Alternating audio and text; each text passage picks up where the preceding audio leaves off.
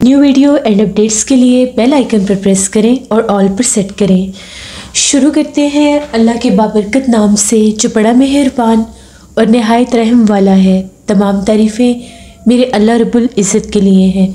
खौफनाक कहानियों के मुअज़्ज़ज़ नाज़रीन को मेरी तरफ़ से अस्सलाम वालेकुम। उम्मीद करती हूँ आप सब लोग खैरियत से होंगे, जहाँ होंगे खुश होंगे। आज आप लोगों के लिए मैं बहुत ड्रावनी कहानियाँ लाई हूँ जिन्हें आप लोग बहुत पसंद करेंगे। आज की पहली खौफनाक कहानी सायरा शेयर करी है। सायरा कहती हैं, हम लोग नौशहरा के एक गांव में रहते हैं। आज से 3 साल पहले की बात है। दिसंबर की सर्द रातें थीं। हम लोगों का घर काफ़ी ज़्यादा बड़ा था और हम लोगों का घर पहाड़ी पत्थर से बनाया गया था। हम लोगों के घर का एक मखसूस स्टाइल था। कमरों के आगे एक बहुत बड़ा बरामदा बनाया हुआ था और उस बरामदे में भी हम लोगों के बैठने का अरेंजमेंट था। सर्दी के मौसम में ख़ास तौर पर जब मौसम ख़राब होता था तो हम बरामदे के आगे मोटे पर्दे गिराकर अंदर आग जलाकर रखा करते थे, जिससे हम लोगों का पूरा घर अंदर से बहुत ज़्यादा गर्म हो जाता था और सर्दी का एहसास भी कम रहता था। मेरी और मेरी बहन की रूटीन थी कि हम लोग रोज़ वॉक किया करती थी अपने बरामदे में। हम लोगों का बरामदा काफ़ी ज़्यादा लंबा था। हम लोग मखसूस अपने खाने के बाद वॉक कर रही थी। सख्त सर्दी की रात थी। मोटे पर्दे गिराए हुए थे। बरामदे के एक कोने में अभी भी कुछ कोयले दहक रहे थे। अम्मी और सब घर वाले सोने के लिए कमरों में चले गए थे। कोई 11 बजे का टाइम होगा। हम दोनों बहनें उसी बरामदे में वॉक कर रही थी जहाँ पर एक ट्यूबलाइट भी चल रही थी। वॉक करते करते जैसे ही हम लोग बरामदे के कोने की तरफ गए, हमें वहाँ से ऐसे आवाज़ आई जिस तरह से बहुत तेज़ कोई सांस ले रहा है। पहले मैंने आवाज़ सुनी और फिर मेरी बहन ने भी आवाज़ सुनी। उसने मेरी तरफ देखा और मैंने उसकी तरफ देखा। मैंने उसे कहा कि तुम कुछ सुन रही हो? उसने भी सुना। हम लोग फिर चलती हुई आगे आगे। जब हम लोग बरामदे के दूसरे कोने पर पहुँचे, वहाँ पर हमें कोई आवाज़ महसूस नहीं हुई। लेकिन जब हम दोबारा उसी कोने पर वापस आई तो फिर हमें बहुत ऊंचा किसी का सांस लेने की आवाज़ आ रही थी। ऐसी आवाज़ थी जिस तरह से कोई जानवर सांस लेता है और उसकी एक मखसूस भारी आवाज़ होती है।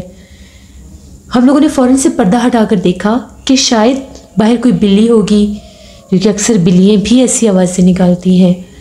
हम लोगों के सहन में कुछ भी नहीं था सिवाय ठंड के और धुंध के। बहुत अजीब मंजर था। थोड़ी देर वॉक की, फिर थोड़ी सी बरामदे में आगे गई, दूसरी लाइट भी जलाई। उस कोने की भी जब लाइट जला दी तो वहाँ पर भी कुछ नहीं था। मेरी नानी अम्मा के दौर की एक पुरानी लालटेन थी जो वहाँ एक पुराने टेबल पर हम लोगों ने रखी हुई थी। कभी कभार उसको जलाया भी करते थे। मैंने और मेरी बहन ने वो लालटेन जलाकर रख दी कि अगर हमें दोबारा से आवाज़ आई, कोई आहट महसूस हुई तो हम लोग देख लेंगे, क्योंकि बरामदे का वो कोना वहाँ पर पूरी तरह से रोशनी नहीं जाती थी। वहाँ पर वो पुराना टेबल रखा हुआ था, इसलिए रोशनी कम जाती थी। तो जब हम लोगों ने लालटेन जलाई तो पूरी तरह से रोशनी बरामदे के कोने तक जा रही थी। जो ही हम लोग लालटेन के पास पहुँचे, वो तेज़ सांस लेने की आवाज़ और भी तेज़ हो गई। अब हम लोग बहुत ज़्यादा डर गई कि दिखाई तो कुछ भी नहीं दे रहा, फिर आवाज़ कहाँ से आ रही है। उस तरफ तो कोई कमरा भी नहीं था कि हम ये कह सकते कि कमरे के अंदर से आ रही है। हम लोग डर गए। हम लोगों ने वो लालटेन भी नहीं बुझाई और सोने के लिए कमरे में चली गई। मेरा और मेरी बहन का एक ही कमरा था। हम दोनों ने अंदर से कमरे की कुंडी लगा ली। लाइट जल रही थी। हम लोगों को बहुत डर लग रहा था कि ये आवाज़ कैसी थी। आज से पहले तो हम लोगों के घर से ऐसी कभी कोई आवाज़ नहीं आई, फिर ये आवाज़ कैसी थी। इसी टॉपिक पर आहिस्ता आहिस्ता बातें करते करते हम दोनों बहनें ऐसे महसूस करने लगी जिस तरह से अभी भी बाहर कोई चल फिर रहा है। अब वो हमारा वहम था या हकीकत में कोई था, कुछ समझ में नहीं आ रहा था। अक्सर हम दोनों बहनें ड्रामे नॉवेल्स भी पढ़ती थी, खौफनाक मूवीज़ भी देखती थी, इसलिए इन चीज़ों के बारे में हम लोग डीपली डिस्कस करती थी।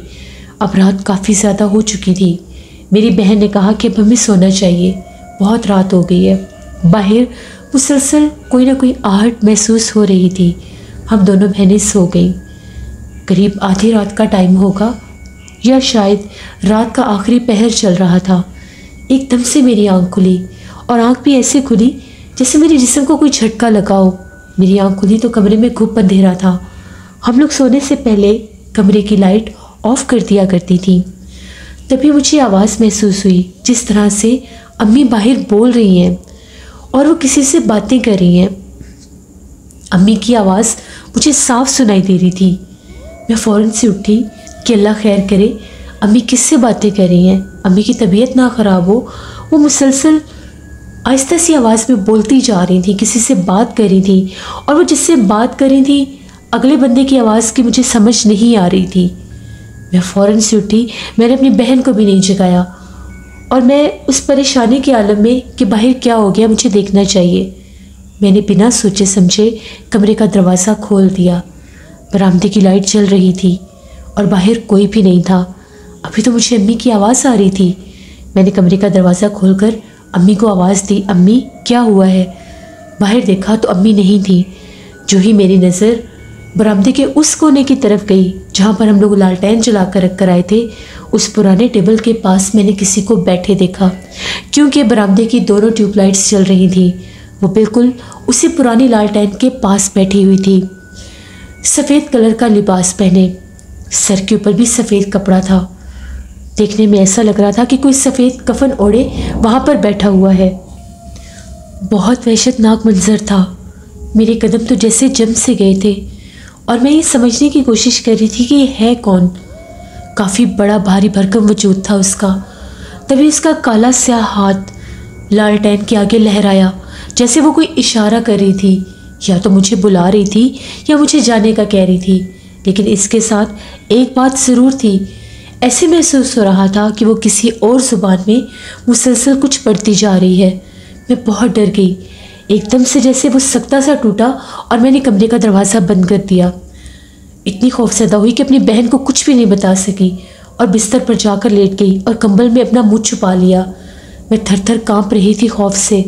न जाने कब सुबह मेरी आँख खुली। जब मैं जागी, मैं रात वाले वाक़े से अभी तक खौफजदा थी। मैंने ये बात अम्मी को बताई, अपनी बहन को बताई। उन्हें मेरी बात पर पहले यकीन नहीं आ रहा था, लेकिन मेरी बहन जानती थी कि हमने वो आवाज़ सुनी थी किसी के सांस लेने की। मुझे बहुत सख्त बुखार रहा। 3-4 दिन मैं बहुत बीमार रही और रात भर अक्सर जब भी हम लोग जाग रही होती थी, बाहर से आवाज़ें महसूस होती थी। हम लोगों के घर में किसी पुरसरार मखलूक का बसेरा था जो आधी रात को सर्दियों में हम लोगों के घर में चलती फिरती थी। गर्मियों में कभी महसूस नहीं होता था। गर्मियों में उसी बरामदे में हम लोग चारपाइयाँ डालकर सोया करते थे, लेकिन सर्दियों में जब मोटे पर्दे गिरा दिए जाते थे तो रात भर वो मखलूक हम लोगों के घर में चलती फिरती थी। कभी कभार सहन से भी आवाज़ें आती थी। हम लोगों के घर में अभी भी उस मखलूक का बसेरा है। हम लोगों का गांव काफ़ी ज़्यादा पुराना और पुरसरार गांव है। गांव की बड़ी औरतें अक्सर कहती हैं कि हम लोगों के गांव में सर्दियों के मौसम में जिन्नात अपना आप बहुत ज़ाहिर करते हैं, क्योंकि पूरा गांव शाम होते ही वीरान और सुनसान हो जाता है। बहुत सी औरतें कहती हैं कि यहाँ पर अक्सर सर्दियों के मौसम में गैर मरी मखलूक़ात, भूत प्रेत, जिन्नात और चुड़ैलें अपना आप ज़ाहिर करती हैं, जो इलाके के अक्सर मुख्तलिफ हिस्सों में भी लोगों को पुरसरार औरतों के रूप में नज़र आती हैं। शायद वो उन्हीं में से कोई पुरसरार मखलूक थी जो उस रात हमारे घर भी थी और मैंने उसे देखा था। ये हम लोगों के घर की एक कहानी थी जो मैंने आपके साथ शेयर की। बहुत शुक्रिया सायरा आपका। बढ़ते हैं एक और खौफनाक कहानी की तरफ। ये खौफनाक कहानी ज़ुबैर शेयर कर रहे हैं लाहौर से।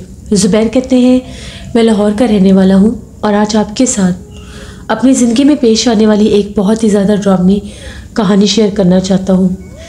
आज से 7 साल पुरानी बात है। मेरे कुछ दोस्त आए हुए थे तो उनके साथ मिलकर मैं दरिया रावी पर चला गया। शाम देर तक हम लोग वहाँ पर घूमते फिरते रहे। कुछ वहाँ पर मुझे ऐसा महसूस नहीं हुआ कि वहाँ पर मेरे साथ कोई हादसा हुआ है या कोई ऐसी वैसी बात हुई है। लेकिन जब से मैं वहाँ से वापस आया था, मेरे साथ कुछ अजीबोगरीब वाक़यात होने लग गए। यानी अक्सर मैं सोया हुआ डर जाता था या मुझे कुछ डरावने ख्वाब आते थे। ख्वाब में मुझे खौफनाक चेहरे वाली मखलूक़ात नज़र आती थी, कभी कोई मर्द तो कभी कोई औरत। ऐसे ख्वाब मुझे पहले नहीं आते थे। मैं अक्सर डिस्टर्ब रहता था, यहाँ तक कि अब मैं सोने से कुछ डरने लग गया। करते करते सर्दियों का मौसम आ गया। मेरी कुछ तबीयत में भी चेंज आया। मैं थोड़ा सा चिड़चिड़ा होने लग गया, गुस्सा ज़्यादा आने लग गया, जबकि पहले मेरी नेचर ऐसी नहीं थी। कभी कभी सोए सोए एकदम से मुझे बहुत ज़ोर से मेरे पूरे जिस्म को झटका लगता था और मेरी आँख खुल जाती थी। और कभी कभी ऐसा महसूस होता था कि मेरे सीने पर बहुत ज़्यादा कोई दबाव डाल रहा है, दोनों हाथ रखकर। ये बातें मुसलसल हो रही थी, लेकिन मैंने ये बात किसी से भी शेयर नहीं की थी, ना तो घर में और ना ही किसी दोस्त के साथ। मेरे जहन में बस यही था कि ये सब कुछ ठीक हो जाएगा। मैं अपने आप को ज़्यादा से ज़्यादा मसरूफ़ रखने की कोशिश करता था। घर में भी किसी से कोई बात नहीं शेयर की। मेरा रूम 2nd फ्लोर पर था और मेरे रूम के बाहर एक टीवी लॉन्च था और वहाँ पर सोफ़े भी रखे हुए थे और एक साइड पर डाइनिंग टेबल भी रखा हुआ था। एक दफ़ा ऐसा हुआ, जैसे कि आपको पता है सर्दियों की रातें लंबी होती हैं, मेरी आदत थी या कोई मूवी देख लेता था या कोई गेम खेल लेता था या फिर किसी दोस्त की कॉल आ जाती और उससे बात होने लग जाती। मेरा एक दोस्त होता था इंग्लैंड में, तारिक उसका नाम था। उसकी मुझे एक कॉल आई, बात करते करते वीडियो कॉल पर बात होना शुरू हो गई उसके साथ। अब मेरे कमरे का दरवाज़ा खुला था और बाहर जो टीवी लॉन्च था वहाँ पर 0 बल्ब जल रहा था, बड़ी लाइट नहीं जल रही थी। मेरे कमरे की फुल लाइट्स ऑन थी। उससे मैं बात जब कर रहा था तो मेरे बैठने का रुख इस तरह से था कि मेरी कमर जो थी वो दरवाजे की तरफ थी। और उससे बात करते करते जैसे मैंने अपना मोबाइल पैन किया, थोड़ा सा ऊंचा हुआ, तो 2-3 दफ़ा उसने कुछ नोटिस किया। तभी उसने मुझसे ये पूछा कि पाकिस्तान में तो बहुत देर हो गई, तुम्हारे घर वाले जाग रहे हैं? मैंने उससे कहा नहीं, क्यों, क्या हुआ है? उसने ये कहा कि बार बार तुम्हारे दरवाजे में कोई आता है और आकर खड़ा हो जाता है। देखने में ऐसे लग रहा है जैसे कोई औरत है, कोई मेहमान आए हुए हैं, कोई कज़न है तुम्हारी। क्या माजरा है, इतनी रात को कौन औरत है? मैंने कहा कोई भी नहीं है। मैंने पीछे पलट कर देखा। मैंने उसे कहा नहीं, मेरे घर वाले तो सो रहे हैं, कोई भी नहीं है, मुझे तंग मत करो। उसने कहा मैं तुमसे सच कह रहा हूँ, बार बार कोई लड़की सी आती है कमरे के कोने पर, खुले बालों वाली। 1 से 2 बार मैंने उसके चेहरे की तरफ भी देखा है और वो ऐसे घूर कर देख रही थी। मैंने फ़ोन वहीं पर रखा, बल्कि उसको साथ लिया, टीवी लॉन्च में बाहर गया, लाइट ऑन की, कहीं कुछ भी नहीं था। मैं आकर फिर उससे बात करने लग गया। अब मेरा चेहरा दरवाजे की तरफ था। जैसे उससे बात करते करते एकदम मुझे महसूस हुआ तो मैं क्या देखता हूँ, जैसे डाइनिंग टेबल की चेयर पर कोई बैठा हुआ है। चमकती हुई 2 आंखें मुझे नज़र आईं और सर भी नज़र आया। बस ये देखने की देर थी, मैंने मोबाइल फ़ोन वहीं पर फेंका और चीखें मारता हुआ नीचे भागा। जब मैं नीचे गया, घर वाले जाग गए कि पता नहीं इसको क्या हो गया है। मैं बहुत डरा हुआ था। मैंने अपने घर वालों को बताया कि इस तरह से मुझे ऊपर कोई चीज़ डरा रही है। मैंने किसी लड़की को देखा डाइनिंग टेबल की चेयर पर बैठे हुए। अम्मी वगैरह अब्बू सब भागते हुए ऊपर आए। मेरे कमरे की लाइट्स ऑन थी, टीवी लॉन्च की सभी लाइट्स ऑफ थी और वो गलती से मैंने ही की थी। तो ऊपर कोई भी नहीं था। अम्मी ने कहा कि बहुत रात तक तुम जागते रहते हो और तुम मोबाइल पर फिल्में देखते रहते हो, इससे तुम डर गए हो और कुछ भी नहीं है। फिर मैंने उन्हें सारी बात बताई कि पिछले कुछ अरसे से मेरे साथ ये मामलात हो रहे हैं। मैं दरिया रावी पर गया था तो देर रात के हम लोग वहाँ पर फिरते रहे दोस्त, और जब से मैं वहाँ से वापस आया मेरे साथ कुछ अजीबोगरीब वाक़यात हो रहे हैं। डरावने ख्वाब आना और मुझे सोए सोए किसी का डराना, और कभी कभार मेरे कानों में कोई आवाज़ भी गूंजती है लेकिन दिखाई कोई नहीं देता। और आज जब मैं अपने दोस्त तारिक से बात कर रहा था, उसने 2 से 3 बार एक औरत को मेरे कमरे के बाहर आते देखा। मैं मजाक समझ रहा था, लेकिन उसी से बात करने के दौरान मैंने खुद उसे देखा। ऊपर वाले पोर्शन में कोई है। अम्मी ने कहा कि ये बहुत डर गया है, तुम नीचे सो, ऊपर नहीं जाओगे तुम। वो रात मैंने नीचे ही गुजारी। मैं बहुत खौफज़दा था। बार बार मेरी आंखों के आगे उसका चेहरा आ रहा था। बहुत लंबा सा उसका चेहरा था, क्योंकि उसके दांतों में, उसकी आंखों में बहुत ज़्यादा गैप था और वो आंखें बहुत ज़्यादा चमक रही थी, जैसे बिल्कुल गोल छोटे छोटे, कोई अजीब सी चीज़ थी। कोई समझ में नहीं आ रहा था वो क्या है क्या नहीं। सुबह जब हुई तो मेरे अब्बू जो थे उन्होंने बात की अपने एक दोस्त से कि इस तरह से मेरा बेटा डरा हुआ है। उनका मदरसा था किसी दौर में और वो जानते थे उलमा हजरात को। उन्होंने एक कारी साहब के बारे में बताया, वो आमिल थे, आलिम थे। उनका पता जब चला तो हम लोग वहाँ पर गए। वहाँ पर जैसे मैं उनके पास गया, उन्होंने पढ़ाई की तो उनका ये कहना था कि इसके साथ दरियाए रावी पर ही एक पुरसरार मखलूक इसके पीछे पीछे थी, एक जिन्नी थी ये जिस वक्त वहाँ पर गया उस वक्त की वो इसके साथ साथ इसने परफ्यूम लगाया हुआ था और ये लोग बैठे ही उसके बसेरे पर रहे, उसके ठिकाने पर। काफ़ी अरसे से इसके साथ रहकर उसने अपना आप इसको जाहिर किया है। जो हमने ख्वाब भी आए हैं इससे, मैंने बताया बिल्कुल आए हैं। वो सारी बातें उन्होंने मुझे बताई जो मैं इतने अरसे से फेस कर रहा था। उनका ये कहना था कि जब जिन्नात किसी इंसान के पीछे लगते हैं तो अपनी निशानियाँ जाहिर करते हैं। उस इंसान को डराने ख्वाब आना, उस इंसान का सोए हुए डर जाना, उस इंसान का बिला वजह गुस्सा आना, ऐसी तबीयत में चेंज आ जाते हैं। और फिर जब इंसान उन चीज़ों को नहीं समझता, मुसलसल इग्नोर करता है, तो बाज़ औक़ात ये मखलूक़ात अपना आप ज़ाहिर भी करने लग जाते हैं, जैसे तुम्हें नज़र आई वो। फिर उन्होंने मुझे दम किया और सख्ती से मना किया कि अकेले कुछ अरसा नहीं सोना, कोशिश करनी है कि सबके साथ सोना है, नमाज बाकायदगी से पढ़नी है, सोने से पहले आयतुल कुर्सी, चारों कुल, दुरूद पाक पढ़कर सोना है। इंशाल्लाह वो मखलूक तुम्हें तंग नहीं करेगी। और परफ्यूम लगाने से भी उन्होंने मुझे कुछ अरसे के लिए मना कर दिया। फिर मैंने ऐसा ही किया, उनकी बताई हुई सभी बातों पर मैंने अमल किया। तकरीबन 4 से 5 माह लगे मुझे मुसलसल इन चीज़ों पर अमल पैरा होते, तब जाकर उस मखलूक ने मेरा पीछा छोड़ा। वो दिन गया, आज का दिन आया, मैं दोबारा कभी भी दरिया रावी की तरफ नहीं गया, क्योंकि उन आमिल का ये भी कहना था कि दरियाओं पर, नदियों पर जिन्नात का बहुत ज़्यादा बसेरा होता है। जहाँ पर पानी होता है, वीराने होते हैं, खुली जगह होती हैं, वहाँ पर जिन्नात अपना बसेरा करते हैं और वहाँ पर वो रहते भी हैं। मैंने अपनी ज़िंदगी में ये एक्सपीरियंस किया जो आपके साथ शेयर किया। ये मेरी एक कहानी थी। बहुत शुक्रिया ज़ुबैर आपका। जिससे ये थी आज की खौफनाक कहानी है। इनसे आपको सबक भी मिलता है कि आपको हमेशा ऐसी गलतियों से बचना है। और सबसे बड़ी बात अपनी हिफाजत की दुआ होती है। नमाज़ पढ़ा करें और नमाज़ पढ़कर अल्लाह के हजूर दुआ किया करें कि अल्लाह हमें मख्फी हमलों से, मख्फी जिन्नात के असरार से महफूज रखे। अपना फीडबैक मुझे ज़रूर दें। आप लोगों को आज की खौफनाक कहानी कैसी लगी? आप लोग भी अपनी खौफनाक कहानियाँ शेयर कर सकते हैं डिस्क्रिप्शन बॉक्स में दिए गए ईमेल आईडी nusheermir57@gmail.com पर। इसके अलावा आप लोग मुझे कमेंट बॉक्स में भी स्टोरी शेयर कर सकते हैं। हॉरर स्टोरीज उर्दू पर मैं 1 minute horror story on air करूँगी, उसको विजिट करिएगा, आपको पसंद आएगी। अपना बहुत सा ख्याल रखिएगा। अपनी ढेरों दुआओं में मुझे, मेरी फैमिली, मेरे पूरे पाकिस्तान को याद रखिएगा। Thank you for listening my stories. Stay blessed. Allah निगहबान।